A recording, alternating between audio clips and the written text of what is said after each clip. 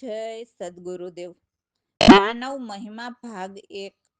હે માનવ, આ બ્રહ્માંડથી માંડીને પૃથ્વીલોક સંકલ્પથી ભરપૂર ભરેલ છે. એટલે આ સંકલ્પ વિકલ્પમાંથી પરમાત્માના જ્ઞાની સિવાય નીકળી શકાતું નથી. પણ વાતને બરાબર સમજજો. જે આપણા ગુરુ ગાદીપતિ છે કે નહીં તેની ઓળખાણ પણ આપણને થઈ જાય છે કે તેના સંકલ્પ વિકલ્પ બંધ જો સાચા ગાદીપતિ હોય તો થયા હોય, અને તે આપણા પણ સંકલ્પ વિકલ્પ બંધ કરાવે તો તે તારણહાર સદગુરુ માનવા. ખરેખર તે યોગ્યતા થયા વગર તે જ્ઞાન અપાતું નથી, પણ કોઈક તો યોગ્ય હશે ને. બાકી સંકલ્પ વિકલ્પ બંધ કરવા તે એક તરણા આડો ડુંગર જેવી વાત છે. જો કોઈ સદગુરુ તરણું હટાવી લે તો ડુંગર સામો જ છે. અને તે પણ ખ્યાલ આવી જશે કે આપણો ગુરુ ભજનાનંદી છે કે નહીં. કારણ કે અનુભવી સિવાય જીવ આ મૃત્યુલોકમાંથી જીવનું જન્મ મરણ મટે જ નહીં.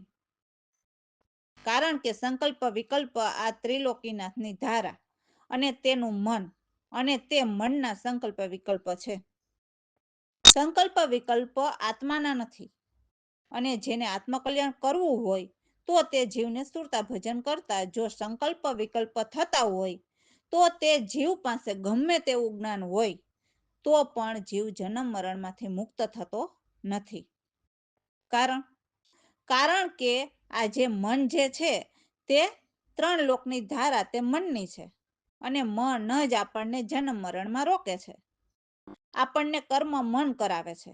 આપણને સુખ દુઃખનું કારણ પણ મન છે. તો આપણે સુખ દુઃખ કે જન્મ મરણમાંથી બહાર નીકળવું હોય તો આપણે મનનું શું કરવું? તો જીવને મનથી પર ગયેલ જે મનાતીતમાં ગયેલ જો મળે તો મન વશ થાય.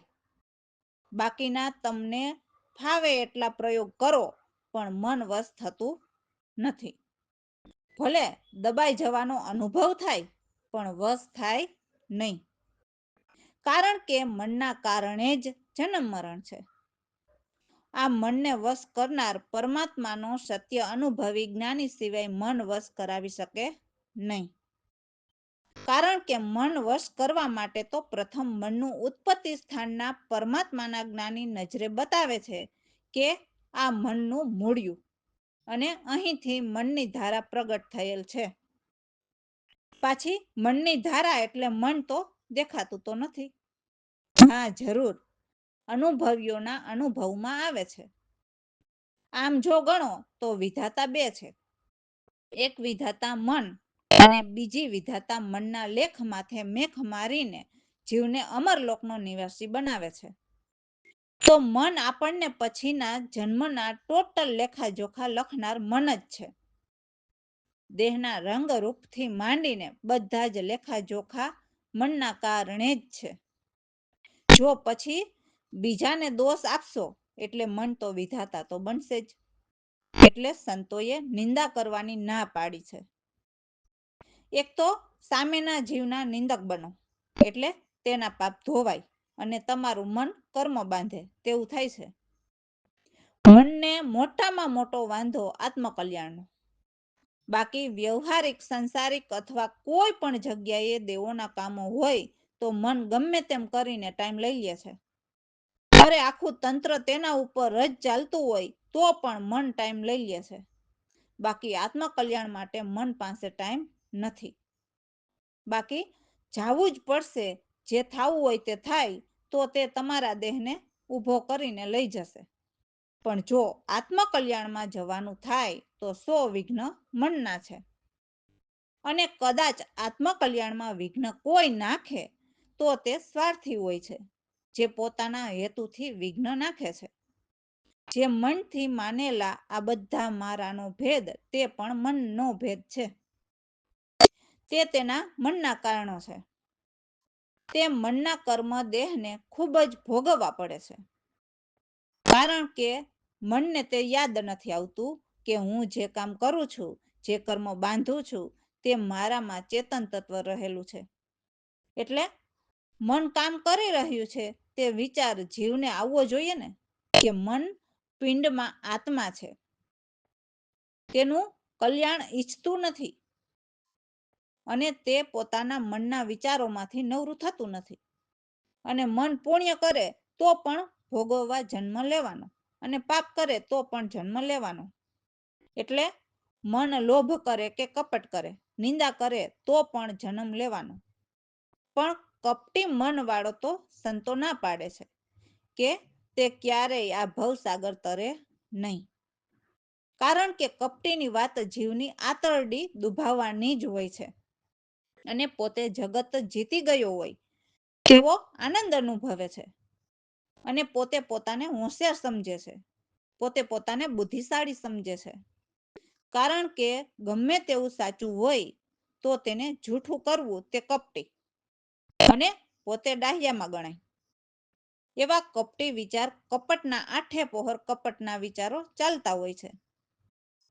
આવાને પરમાત્માના જ્ઞાનીઓ સલીલ ભક્ત કહે છે અને આવા જીવ નર્ક ભોગવે છે. અને તેવો જીવ આ ભવસાગરમાંથી જન્મ મરણમાંથી નીકળી શકતો નથી. બાકી આ મૃત્યુ લોકમાં નથી અજવાળું કે નથી અંધારું, આ કર્મ ભૂમિ છે. આમાં પકડવા જેવું કાંઈ હોય તો તે રામ નામ છે અને તે પણ ચોથા પદના રામને નિહાળી અને તે અનામીના નામ સિવાય ઉદ્ધાર થાય તેમ નથી.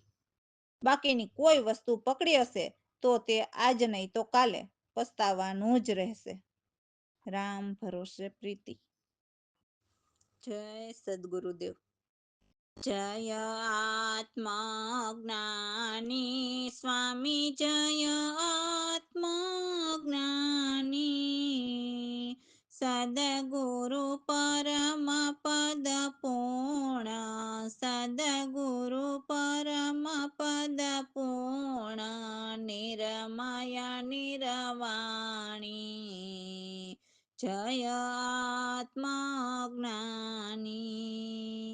અર્થ જિજ્ઞાસુ નિષદીન આવે, પામે ઈચ્છા પાણી, પામે ઈચ્છા પાણી.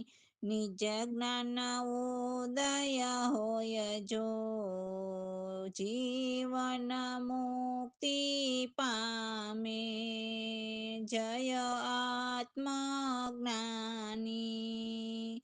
સદગુરુ રે પ્રેમ અવતાર, સકળ દુઃખ મટાડે, સકળ દુઃખ મટાડે. જન્મ મરણ ભવ ભય હરતા, પરમ આનંદ પ્રમાણી. જય આત્મજ્ઞાની. ત્રિગુણ તાપ કાળ નહીં આવે, ચેતન બ્રહ્મને જાણે, ચેતન બ્રહ્મને જાણે. સતચિત આનંદ સ્વરૂપ સદાય, નિશ્ચય કરવાથી. જય આત્મજ્ઞાની. પ્રવીણ રામ મળ્યા બ્રહ્મ વેતા, જ્યાં છે ત્યાં દર્શાવ્યા, જ્યાં છે ત્યાં દર્શાવ્યા. દાસલાલ કહે એ તો અનંત અવિનાશી, નહીં આવે નહીં જાય. જય આત્મજ્ઞાની. જય આત્મજ્ઞાની સ્વામી, જય આત્મજ્ઞાની. સદગુરુ પરમ પદ પૂર્ણ, સદગુરુ પરમ પદ પૂર્ણ, નિરમાયા નિરવાણી. જય આત્મજ્ઞાની. રામ ભરોસે.